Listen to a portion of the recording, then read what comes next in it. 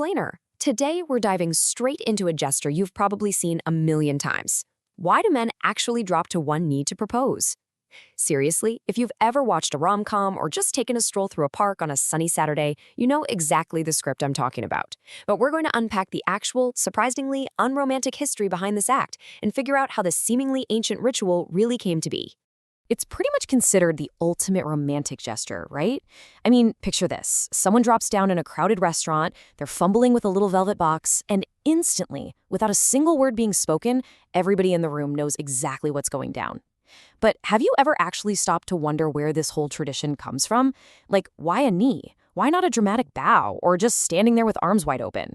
Just to give you an idea of how dominant this is, a massive survey of 14,000 couples by The Knot found that a staggering 87% of proposals featured this exact bended knee move. That is huge. It just proves how deeply ingrained this is in our modern culture. It feels timeless, right? Almost mandatory. Honestly, if a guy doesn't drop to one knee, people might legitimately question if it was even a real proposal. Section 1. The myth of the medieval knight. So, a lot of us mistakenly trace this whole thing back to medieval knights in shining armor. We hear about this concept of courtly love and think, that's where the kneeling started. But historically, these were basically cautionary fiction tales.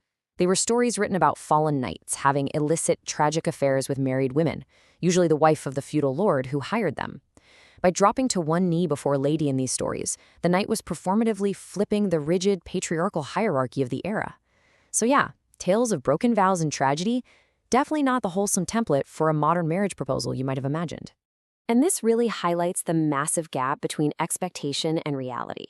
When you look at the historical records and old oil paintings from the early modern period, marriages had absolutely nothing to do with a knight kneeling for love. They were usually these grim, highly practical business contracts hammered out between two families. The artwork from back then literally shows couples just standing side by side during their engagement, looking incredibly serious. There was absolutely no grand romantic surprise, simply because marriage was a strategic alliance. It definitely wasn't an emotional event. Section 2. Hollywood invented the proposal. So if it wasn't the chivalrous knights romantically popping the question, where did this actually start? Well, the crucial point here is that while kneeling for religious reverence or feudal loyalty is definitely ancient, the romantic marriage proposal as we know it today was heavily influenced by the 1920s. Sure, knights knelt to their lords to show submission, and people genuflected in church, but taking that posture and using it to ask someone to marry you is actually a surprisingly modern leap.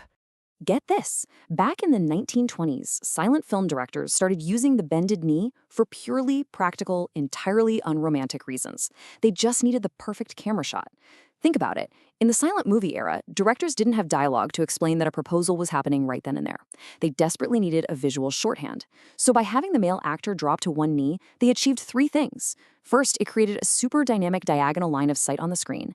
Second, it physically elevated the heroine, which perfectly captured her surprised facial expressions on camera. And third, it brought the engagement ring right down into the studio lighting to really make it sparkle. It was brilliant. Without a single spoken word, this visual trick was so insanely effective on the silver screen that everyday audiences just started copying it. They went to the movies, watched these idealized dramatic scenes, and then literally brought that theatricality right into their own real-life courtships. It is such a fascinating example of life imitating art. What started as a clever cinematography trick quickly became the global gold standard for romance. Okay, but here's a totally fascinating little historical detail. If you're going to drop to one knee, why do etiquette experts and wedding planners almost universally insist that it has to be the left knee? Seriously, if it's all just movie magic, does the specific knee actually matter? Well, it matters because of medieval survival tactics. Since most medieval warriors were right-handed, kneeling on the left knee kept their right hand completely free to draw a sword. If a knight was kneeling in submission before a lord, he still had to be ready to defend himself in a split second. So kneeling on the left knee showed submission but kept him battle-ready. And amazingly, that highly specific physical posture survived through the centuries, made its way into those 1920s silent films, and eventually landed right in your local jewelry store's proposal advice pamphlet. Section 3. The Science of the Swoon. Now, you might be thinking, okay, if the origins are just camera tricks and medieval swordplay, why on earth does it still make us swoon today? Well, the answer is biology.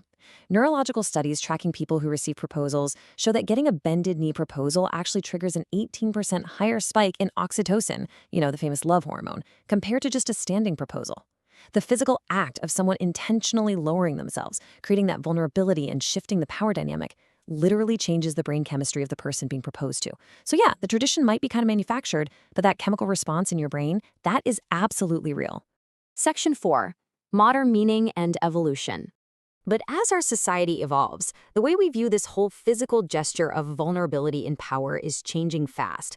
A lot of people still love the theatricality, sure, but a recent survey showed that about a third of participants actually view the bended knee posture as an outdated symbol of gender inequality and patriarchal submission. Today, the script is totally flipping.